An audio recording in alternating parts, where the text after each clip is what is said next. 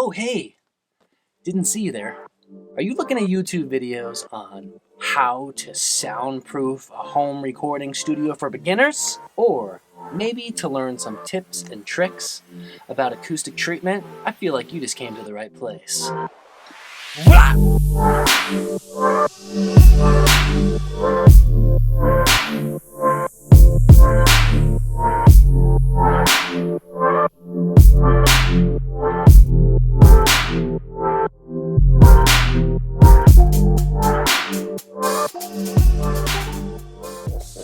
Okay, I am stoked to be back. So in nearly my 15 years of producing music in a home recording studio environment, I've been asked a lot by people that I've worked with, other peers, mix engineers, producers, on tips and tricks for soundproofing and acoustic treatment in their studios, whether it's like a semi-commercial or a project studio or a home recording studio. So here we are.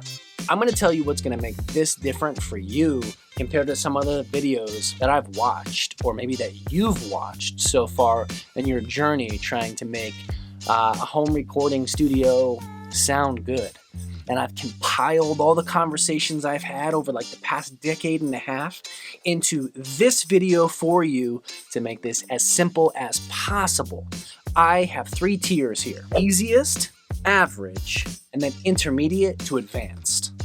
I'm gonna break it down. It's gonna be that simple. And if you stick around to the very end, I'm gonna have a bonus for you. Something that you can do in your home studio. It's gonna be free, and it's instantly going to improve the quality of your mixes. It's huge, it's a game changer. So that's coming up at the end of the video. Stick around. Ha!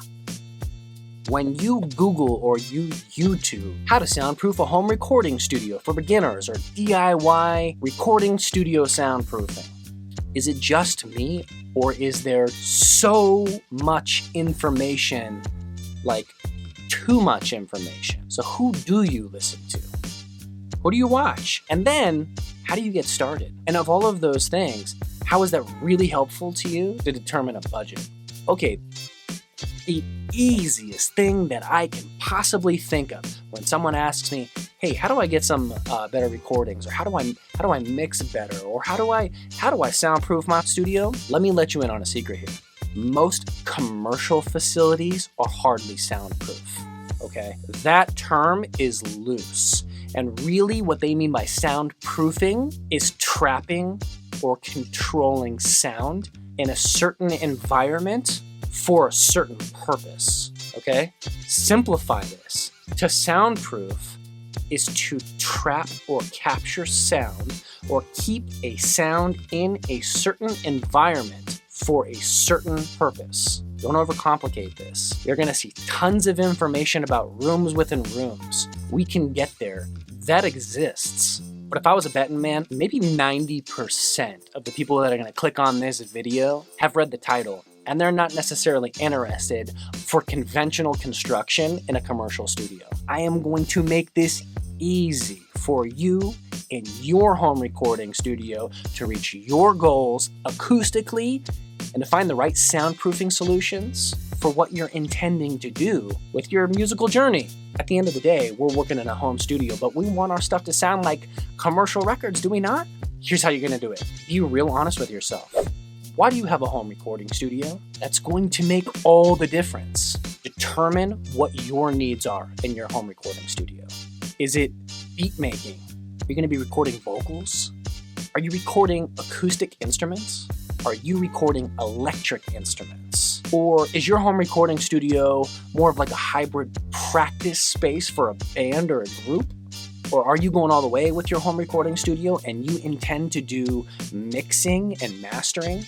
Being really honest with yourself on what your end game is for your music is really going to inform the decisions that you make on how you can build and soundproof a home studio to give you commercially competitive results. I've broken this down into 3 different directions. I even have it on a whiteboard. Don't challenge me. Number 1, this might reach like 65% of the people that are clicking on this video. And this is people designing their home recording studios for music production.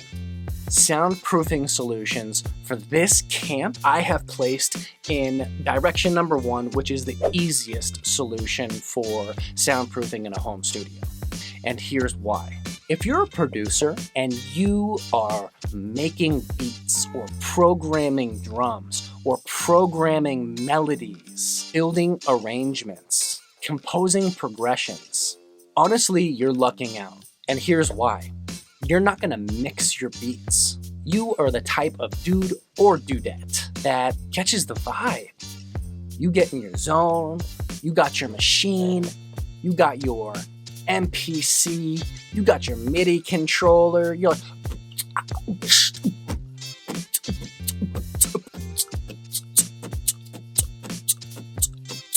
or the music that the Lord probably loves the most, hip hop.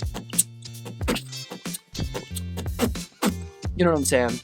You get in the vibe, right? You're gonna make your beat, you're gonna program it out, you're gonna arrange it, and you're gonna get your levels right, you know what I mean? And then you put it up. You send it to an artist that you're working with, and you're gonna post it on your SoundCloud, BeatStars, whatever your medium is, to get your beats out there, to get placement where people can buy your beats, lease your beats. You're not gonna have to worry about complex mixing. You can offer your stems. So really, soundproofing for you is just a win, because you have the easiest hack in the whole world. You ready for this? Headphones. Oh! Headphones are the biggest win for home recording studio beatmaker producers. Here's the thing. Speakers pump out sound that moves fast. I'm talking like the speed of sound fast. Here's the thing about that. Your room influences that sound before it ever hits your sweet little eardrums. Beat makers in a home recording studio, they can avoid coloration altogether by just using headphones. You just need to set your levels to a point where you can present your beat. And if the artist is listening and they like the vibe, they like the sonics, you don't need a soundproof studio to see if they feel your vibe, because you can just get away with using headphones as your hack for soundproofing in a home studio.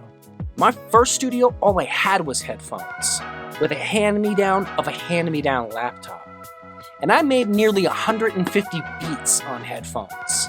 And I had multiple artists buy my beats because I was able to just capture the vibe and the levels, preparing and mixing my beats good enough for an artist to be like, that's that vibe. Yeah! Yeah! Okay, you're welcome. 65% in the easiest camp. Use headphones. Okay, now we're in the second direction, which will require like average effort for soundproofing a home recording studio. You know that you're gonna fall into camp number 2 if the need that you have determined or your goal is recording and tracking instruments. If you are a vocalist or you intend to have vocalists over and you're going to record them and track them in sessions in your home studio. If you're gonna be recording acoustic guitars, banjos, a cajon, electric guitars, electric basses, drums, you know what I'm saying? You fall into camp 2 because you can truly get away with an average amount of effort to soundproof your home recording studio because you've already determined your needs. What your soundproofing is going to do is control the tone and the sound of that instrument in your specific area. This could mean 2 different things. Keeping the sound inside of your studio or where you're recording, or keeping sound out of your studio when you're recording. If you have trains, planes, screaming children, cars with huge subwoofers driving by, just ruining your recordings. That's the soundproofing that you are going to implement into your setup. The value in this, for me, is to show you where to look so you can be real with yourself. Go further, faster by determining your needs in order to reach your goals on a commercially competitive level. In camp number 2, your best friend is going to be searching for isolation videos. Isolating your instrument, your artist, your source, so that way it's not going to be influenced or overcolored from the environment or other variables unfavorably. Here's a real hack. If you're not in a place where you're ready to invest in acoustic treatment, dynamic microphones are your best friend to capture the source of what you're trying to record. The Shure stuff is really great for this, like the Shure SM7B, the SM58, the 57. What's great about dynamic microphones is they're not so hypersensitive to this entire environment that you're in, where they capture a lot of unwanted stuff. Dry erase marker's back. Pretend this is your dynamic microphone, and here's your capsule. Wherever it's pointed, catches right here. Catches.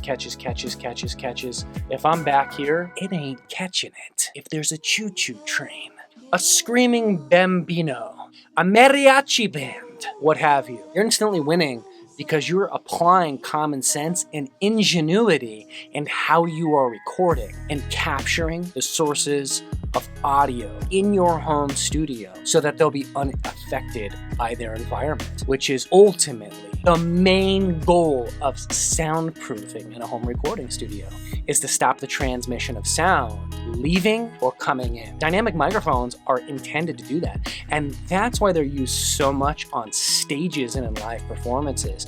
So if you have a vocalist sitting here, real jazzy like, and they have instrumentation all behind them or in front of them or to the side of them, it's just capturing what's right here. It's capturing the voice instead of cymbals, saxophones, trombones. You know what I'm saying? Same thing applies in your home studio. So that's really like a camp. So you're in an average camp because you're going to use like the light treatment, maybe some foam, maybe a couple absorption panels, maybe some sound blankets, shoot, even moving blankets, Harbor Freight style. Little things to tame reflections so that way your microphone isn't capturing too much of your room rather than just capturing the source of your audio. You know what I'm saying? It's unbelievable. Just that little bit of information can take you so far in your search for what type of treatment you need to buy or build or put up. That's a really average scenario. Okay, so if you think about it, 65% is in the first camp, 25% is in the second.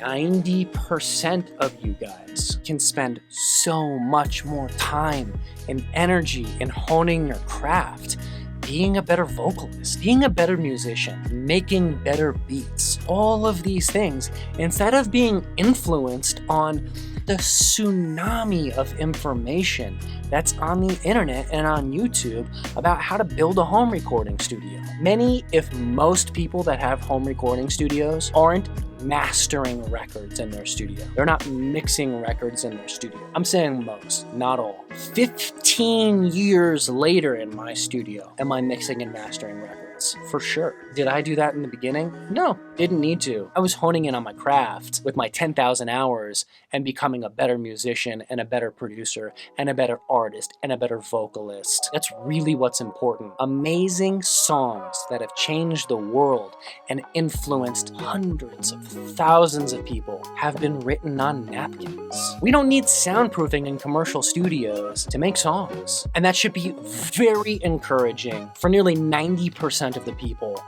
that are making music in their home recording studios. What if you've been in Camp 1 and Camp 2 for like a decade and you're ready to start mixing your records? That's a great place to be. And luckily, there's so many resources readily available on DIY soundproofing and acoustic treatment that are going to help you reach your goals.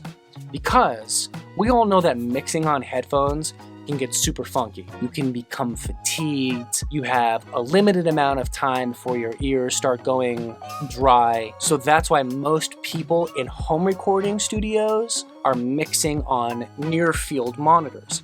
I have near-field monitors, and I've spent a lot of time combating how my studio influences sound before it hits my ears. I'll say hands down, the most bang for your buck, write this down, is capturing your first angle of reflection off of your monitors. Sound shoots out, bam, where it first hits diagonal, capturing that first reflection so it doesn't just scatter all over, and you're absorbing some of that energy. Truly, that's like 75% of the battle. Another thing I mentioned in a past video is decoupling your monitors. If you detach them from surfaces in your room, you are going to drastically eliminate resonant frequencies that build up on solid surfaces within your home studio. Get your monitors off your desks. If they have to be on a desk, use foam to decouple them. I'm using RLX mopeds. In my church's studio, we use the IsoAcoustics stands. Those are dope. Okay, so intermediate to advanced, top 2 tips for you for soundproofing in a home studio. Monitor decoupling, capturing your first angle of reflection. Okay, it makes sense for you to look into acoustic foam, broadband absorption panels. I can leave links in the description of products that I use in my home studio to help me tame my room, so that way I'm hearing my monitors more honestly for the purposes of mixing and mastering. In my studio, I aim for the 33-33-33 method. 33% reflective surfaces, 33% absorption, and then 33% deflection. If you can stick close within those ratios, you're going to be happy with like the balanced outcome of what you're trying to achieve, to have honest representations of what your music sounds like inside of your studio. So that way when it translates, it sounds the same when you leave the studio. So there it is, the 3 camps: easiest to average to intermediate advanced. If you determine your needs and be honest about what your goals are, going down the path of what you need to soundproof your home recording studio is going to be a lot more fun, because ultimately it's going to require less money, less time, less effort, which is going to allow you more time to do what's actually important, which is what? Making music. Make your music. Well, go figure. That's why we have home recording studios, right? I really put a lot of effort into determining these different tiers to help the most of us in our home studios. If you found anything helpful in this, I would be so appreciative if you would smash that like button for me, and also punch the subscribe button right in the face. So with that said, bonus tip. Okay, you made it to the end. We're talking microphones. Pause.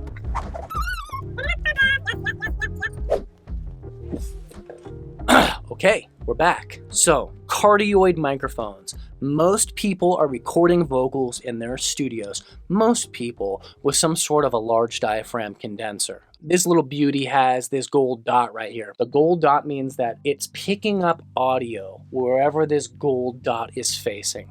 All right?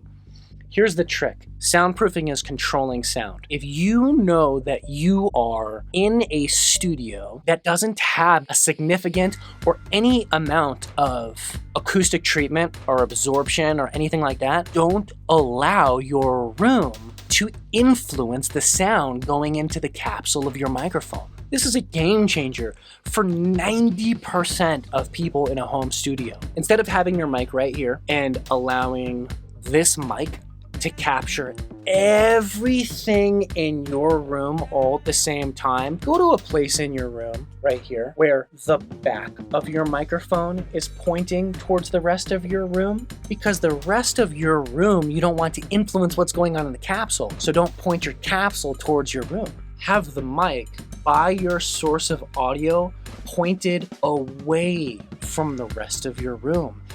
And your room and the sound of your room and the influence and the reflection and the resonant frequencies of your room or your neighbors playing their banjos in their living rooms won't get picked up by your mic.